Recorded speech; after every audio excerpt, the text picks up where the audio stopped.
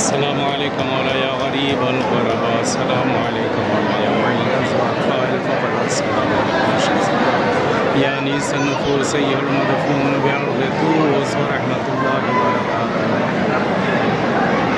शब शहादत है मौला इमाम हसन अस्करी इस्लाम की इमाम ज़माना की खिदमत में और मौला इमाम रज़ा खिदमत में ताज़ियत और तस्लीयत पेश करते हैं। खुदावंद आलम अहले बैत अत्हार आप लोग को भी आना नसीब करें बारगाहों में, बारगाह मासूम में खुदावंद आलम तमाम ख्वाहिश को पूरी करें, तमाम मरीज़ी बीमारी दूर करें। ख़ासकर आपके लिए, आपकी फैमिली के लिए ज़रूर मैं दुआ दूँ। मौला इमाम रज़ा बारगाह में जो मुश्किल परेशानियाँ सब दूर हों।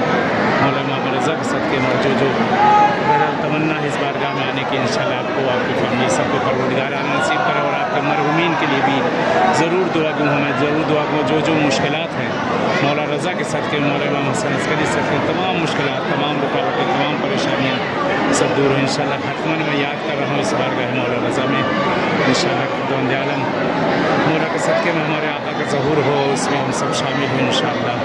हतमन मैं याद कर रहा हूँ, दुआ कर रहा हूँ, ज़ियारत कर लीजिए मौला।